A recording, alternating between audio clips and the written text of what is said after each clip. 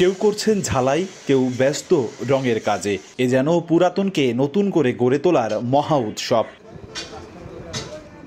বরিশালের নতুল্লাবাদ বাস টার্মিনালে রং তুলির আঁচড়ে মুহূর্তেই পুরানো বাস হয়ে উঠছে নতুন। ২৬শে রমজানের মধ্যে শেষ করতে হবে মেরামত কাজ। দম ফেলার ফুরসত নেই শ্রমিকদের। পুরো বডিটাই গাছ খুঁড়ি পাল্টাইছি, তারপরে বেড়ার সাইডের বডি টিন পাল্টাইছি, তারপরে সামনের শোর নতুন করে করতেছি। গাড়ির ভালো মতো সার্ভিস হইতেছে, মানে রাস্তা যেন ভালোভাবে চলে। আল্লাহর রহমতে রাস্তা যেন কোনো দুর্ঘটনা না ঘটে, সেজন্য এই কাজগুলো করা হইতেছে। পদ্মা সেতু চালু হওয়ার পর ঢাকা বরিশাল মহাসড়কে মাত্র ৩.৫ থেকে ৪ ঘন্টায় যাওয়া যায়। ফলে এ পথে যাত্রী চাপ যেমনি বেড়েছে বাসের সংখ্যাও। আর ঈদকে ঘিরে এই সংখ্যা বাড়ে আরও কয়েক গুণ। কিন্তু পরিবহন মালিকরাই অভিযোগ করছে ঠিক এই সময়টাতে ফিটনেস না থাকা লক্কর ঝক্কর বাসে ছয় লাভ হয় এই মহাসড়ক। আমি আর ম্যাগি, স্বাদ ও ভালোবাসার দারুণ জুটি ফ্রম নেসলে।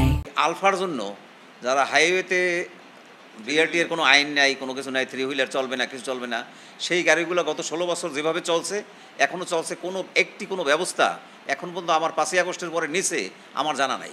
নির্বিঘ্নে যাতায়াতে প্রশাসনের কঠোর হস্তক্ষেপের দাবি যাত্রী ও পরিবহন মালিক সমিতির। আর নিরাপত্তা জোরদারের কথা জানায় আইন শৃঙ্খলা বাহিনী।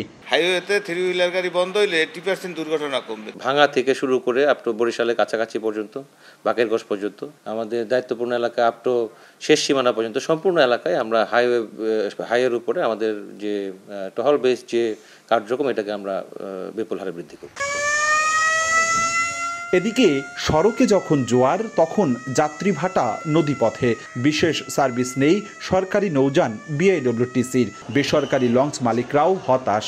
যাত্রী চাপ নেই জানান তারা। পদ্মা সেতু হওয়াতে আমাদের লঞ্চ ব্যবসায় ধস নামেছে। বলার মতো না যে লঞ্চের ব্যবসা কি অবস্থা বর্তমানে চলতেছে, এটা আপনারা সরজমিন দেখলেই পাবেন। বরিশালে নতুল্লাবাদ ও রূপাতলী বাস টার্মিনাল থেকে অভ্যন্তরীণ এবং দূরপাল্লার রুটে সহস্রাধিক বাস চলাচল করে। ঈদ ঘিরে অন্তত 25 থেকে 30 লাখ মানুষ যাতায়াত করে বলে জানিয়েছেন পরিবহন ব্যবসায়ীরা। অপূর্ব অপু, সময় সংবাদ, বরিশাল।